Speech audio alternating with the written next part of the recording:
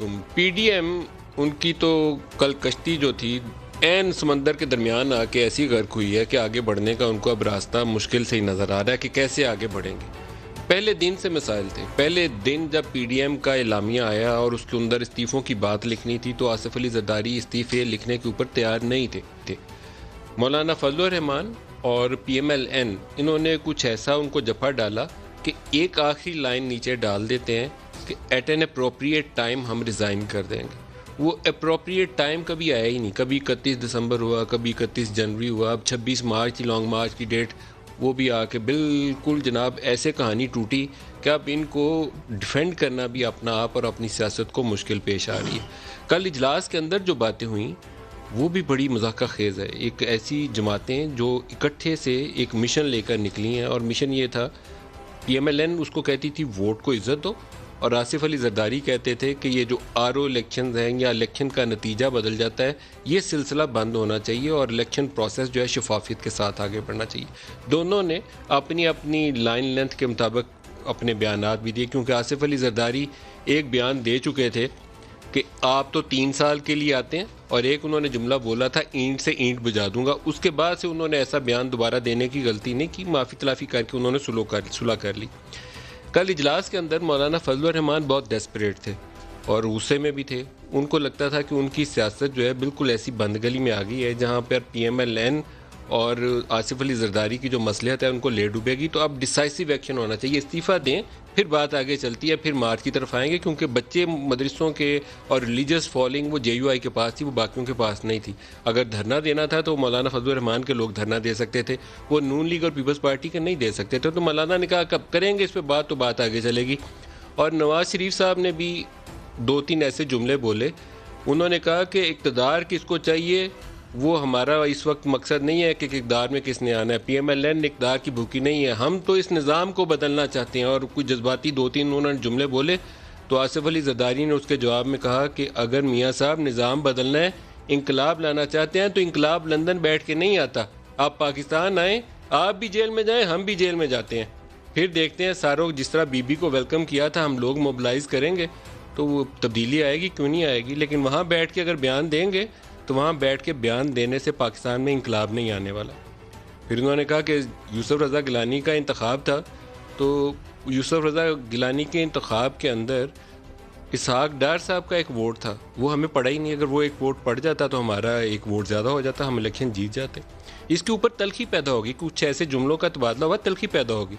इसहाक डार साहब ने मीटिंग के अंदर इजलास के बाकी शुरा को कहा कि मेरा तो जो सेनेट की मेंबरशिप थी वो साकिब निसार सस्पेंड कर गए हुए, तो मैं तो पाकिस्तान होता भी तो जब तक उस केस का फैसला ना हो जाता तो वो मैं तो वोट नहीं था डाल सकता।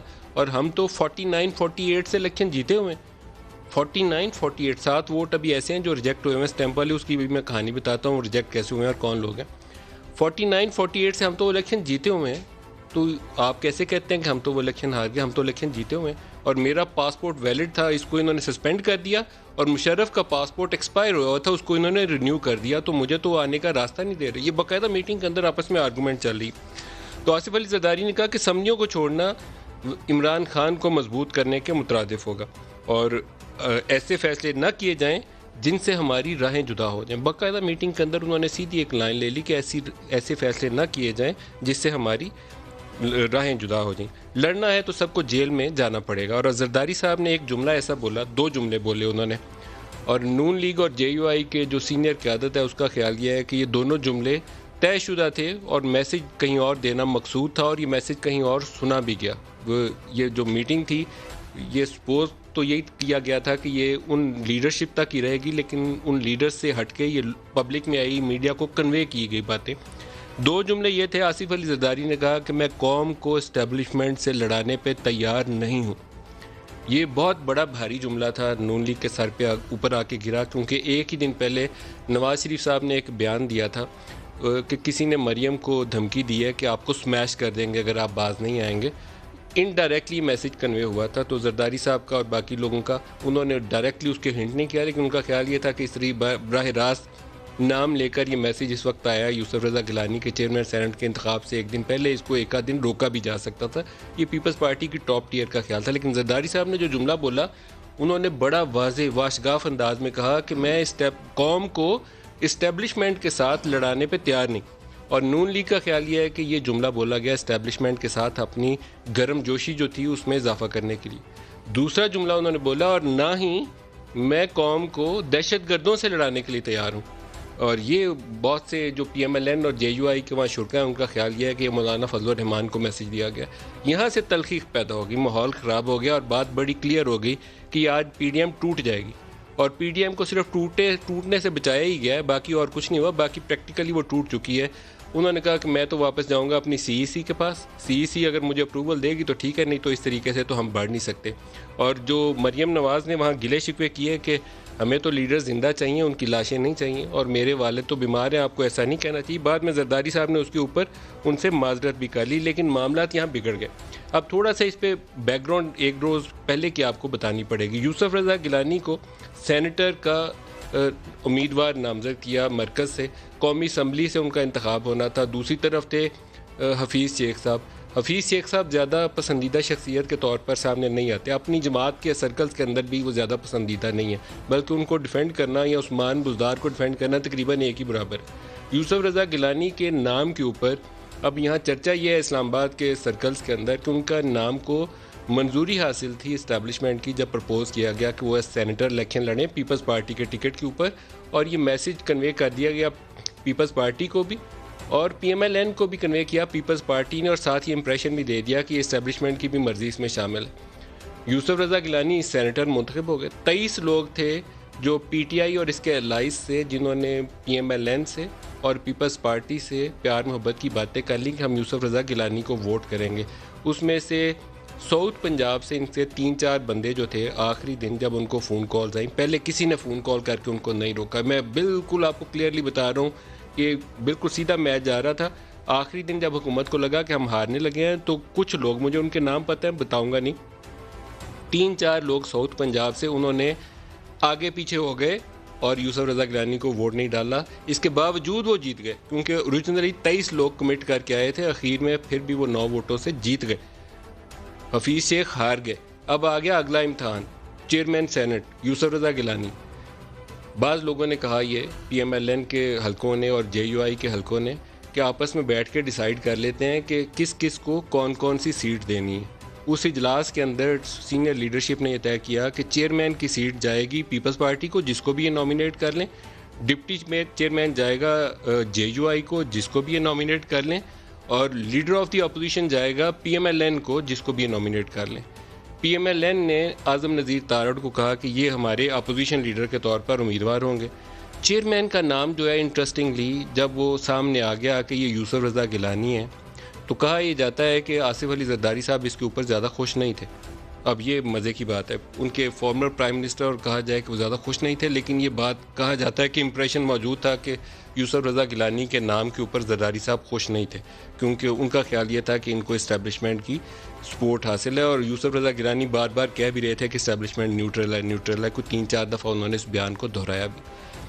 5 वोट ऐसे थे, ये एक बहुत बड़ी बमशेल न्यूज़ है, जिसके ऊपर उनका ख्याल ये था कि नून लीग के ये 5 वोट यूसुफ रज़ा गिलानी को वोट नहीं करेंगे, और इलेक्शन होगा, इलेक्शन वाले मौके के ऊपर ये लोग आएंगे और ये दूसरी तरफ वोट कर देंगे, ये अपना वोट मुस्तरद करवा लेंगे ताकि संजरानी चेयरमैन सेनेट मुंतखब हो जाए।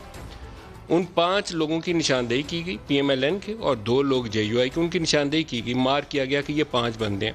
हमारी इतला ये है कि उन 5 बंदों के नाम, मैं ये बड़ी ज़िम्मेदारी से नाम बोलने लगा हूँ। एक का नाम है कामरान माइकल, दूसरे का नाम है असद जुनीजो, तीसरे का नाम है राना महमूदुल हसन, और एक इनके सेनेटर हैं दिलावर खान, जो 2 स्टैंप्स लग के एक वोट मुस्तरद हुआ। वो कहा जाता है कि दिलावर खान का ये क्या सराई नहीं है, बल्कि बड़े सीनियर लीडरशिप लेवल के ऊपर ये जो चीज़ें इंफॉर्मेशन हमने कलेक्ट की हैं वो आपको कन्वे कर रहा हूँ।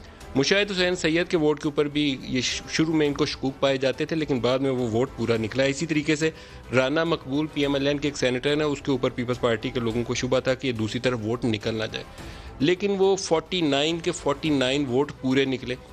तय ये हुआ मीटिंग, वो इलेक्शन शुरू होने से पहले पीपल्स पार्टी ने सेक्रेटरी असम्बली से जाके क्लियरेंस ली, इलेक्शन कमीशन वालों से भी क्लियरेंस ली, असम्बली वालों से भी क्लियर ली। ये जो बॉक्स बना हुआ है जिसमें नाम लिखा हुआ है, इसके अंदर कोई आगे तकसीम नहीं है, एक अलहदा से खाना नहीं बना हुआ, बल्कि नाम है और आगे खाली जगह, कहीं पे भी स्टैंप कर दें तो वो वोट काबिल कबूल होगा। यही अभी इनकी अदालत के सामने भी यही इल्तिजा होगी। मोहर लगाने के लिए तय किया गया कि अगर नाम है सैयद यूसुफ रज़ा गिलानी, एक सेनेटर को कहा कि तुम सैयद के नाम के ऊपर मोहर लगाओगे, दूसरे को ड्यूटी दी कि तुम यूसुफ के नाम के ऊपर मोहर लगाओगे, तीसरे को कहा गया कि तुम रज़ा के नाम के ऊपर मोहर लगाओगे, चौथे को कहा गया तुम गिलानी के ऊपर मोहर लगाओगे, और बाकायदा मखसूस पॉइंट उनको आइडेंटिफाई करके दिए गए ताकि ये वोट अगर आगे पीछे हो तो हम इसको पकड़ लें कि ये लोटा हो गया। वोट पूरे निकल आए। अब उससे भी ज़्यादा मज़े की कहानी ये है कि वहाँ पर फ़ारूक नाइक खड़े थे और पहला वोट जब मुज़फ़्फ़र शाह ने उठाकर मुस्तरद शुदा वोटों में डाला, जिसके ऊपर नाम के ऊपर ठप्पा लगा हुआ था, और पीपल्स पार्टी और फ़ारूक नाइक को पता था कि हमारी फरमाइश के ऊपर यूसुफ के ऊपर या रज़ा के ऊपर ठप्पा लगाया है, पहले उस वोट को मुस्तरद करते हुए फ़ारूक नाइक ने खामोशी इख्तियार कर ली। जब वो मुस्तरद शुदा बास्केट में वो वोट डालते गए, जब 7 पूरे हो गए, फ़ारूक नाइक ने आर्ग्यू करना शुरू कर दिया और मुज़फ़्फ़र शाह ने वहाँ रूलिंग दे दी कि ये 7 वोट नामों के ऊपर स्टैंप है, 7 मुस्तरद, और 42 और 48 से उनको मैच जितवा दिया। ये ऐसी कहानी है जिसको हज़म करना और समझना, बाकायदा इसमें कोई PhD करनी पड़ेगी किसी को, फिर समझ ये बहुत आसानी से समझ नहीं आती। लेकिन प्रैक्टिकली ये सेनेट इंतखाबात और PDM के इत्तेहाद टूटने में ये पूरा प्रोसेस ऐसे ही है जैसे मैं आपको एक्सप्लेन कर रहा हूँ। बताइए डॉक्टर मुसद्दिक साहब, कौम को एस्टेब्लिशमेंट से लड़ाने के लिए तैयार नहीं, जरदारी साहब ने नवाज शरीफ साहब को ये मैसेज लाउड एंड क्लियर कल मीटिंग के अंदर दे दिया। देखिए सर, हमारा नुक्ता नजर तो बिल्कुल क्लियर है।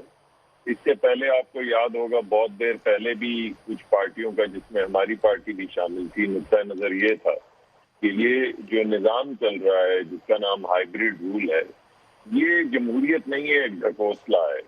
और बेहतरीन तरीकाकार ये है कि हम इन असेंबली से रिजाइन करें और उस रेजिग्नेशन के बाद लोगों को यह यहाँ हो जाएगा कि असल हकीकत उस जमहूरियत। लेकिन सर उन्होंने तो कल आपको डबो दिया ना, आप तो सिंध असम्बली से इस्तीफा मांग रहे थे, वो तो वफाक से भी इस्तीफा देने को तैयार नहीं। उन्होंने कहा कि हम तो इस सियासत में जिसमें कौम को एस्टेब्लिशमेंट से लड़ाना है उसमें इस काम के लिए तैयार नहीं है, उसमें हिस्सादार नहीं बन सकते कि कौम को एस्टेब्लिशमेंट से लड़ाए।